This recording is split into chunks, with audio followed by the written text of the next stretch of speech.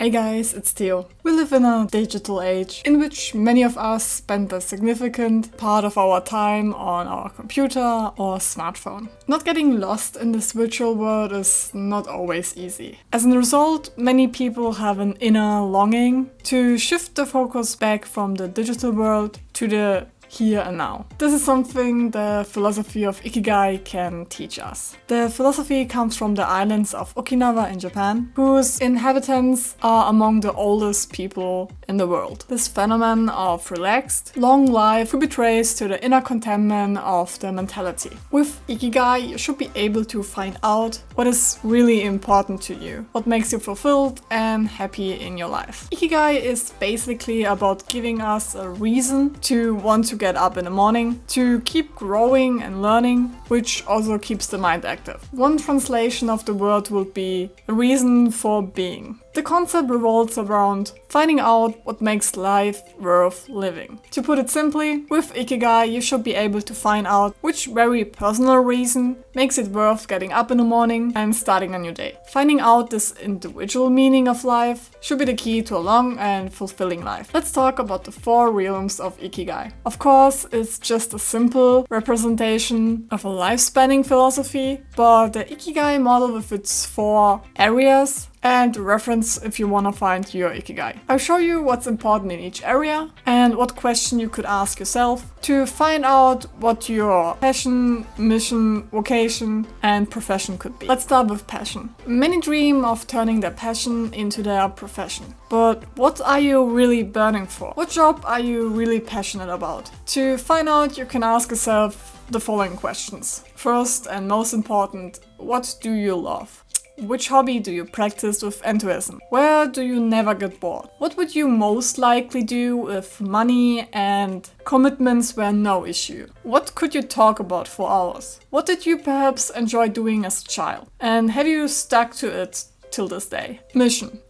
Most people want to feel like they're doing something useful. We need one more task in life to make us feel fulfilled. This can be caring for others, a political commitment, or even a meaningful professional activity. Ask yourself these questions to find your mission. What does the world need?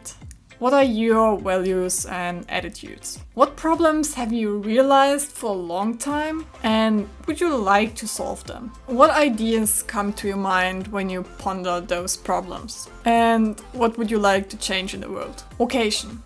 Of course, you will not be able to solve all world problems. So think about which skills and passions you can use to make a difference. The following questions will help you. What can you do especially good? What are you trained for? What other skills and knowledge have you acquired? What are your strengths? And which activities do you find easy? Profession, passion, idealism, and ability. None of this will do any good if you can't make a living out of it. The Ikigai philosophy is not originally related to money and material things. However, they are still necessary if you want to survive in this world and live a fulfilling life. With these questions, you can find out which job or business idea is realistic for you. What are you getting paid for? What is or was your previous job? What other source of income do you have? What skills and knowledge could you use to make money? And where might there be a gap in the market? The 4 fields of passion, mission, vocation, and profession form the basis. But only when they are mixed together does the path to satisfaction, a life worth living, and personal meaning form. Now, how to find your Ikigai?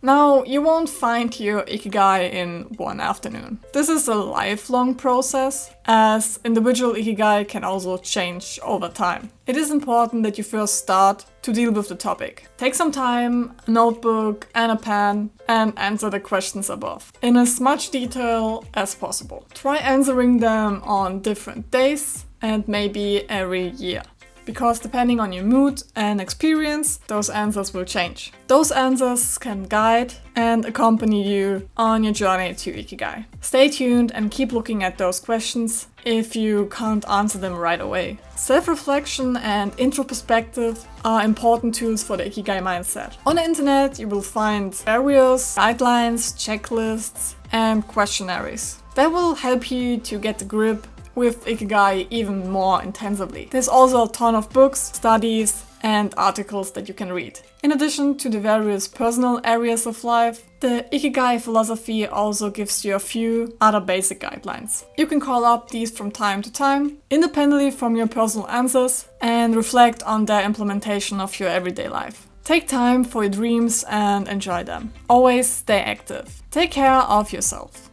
Be thankful even for small things. Avoid stress as much as possible. Surrender yourself with friends and people you like. Spend time in nature. And probably the one most important, always stay curious. Especially in regard to the future and retirement, Ikigai can become an important tool. The Japanese are known to be hard workers and highly loyal employees. Something most people in Europe cannot identify with. This, however, leads to a phenomenon of employees working themselves to death. Conversely, this close identification with work and profession naturally means that they are faced with a big hole that needs to be filled when they do enter their well-earned pension. Some Japanese companies are therefore trying to help their older employees find their own meaning in life outside of work with Ikigai. And even though we Europeans and Westerners can probably not identify with this ethnicity, here in Germany too, I have observed a lot of old people who have been long-term employees and have been complaining their whole life that they can't wait to finally get their retirement, who once they have reached it, have lost their purpose in life. This then either led them to becoming extremely depressed and sick or coming back to work. For some, implementation means finding a daily task that provides positive added value, not only for yourself, but also for your environment. Tending to the plants in your garden or walking the dogs are daily tasks that transcend the individual and have a gratifying impact on others. Thank you all for watching today's video. If you liked it, please give a thumbs up or subscribe, and I will see you all next Wednesday. Ciao!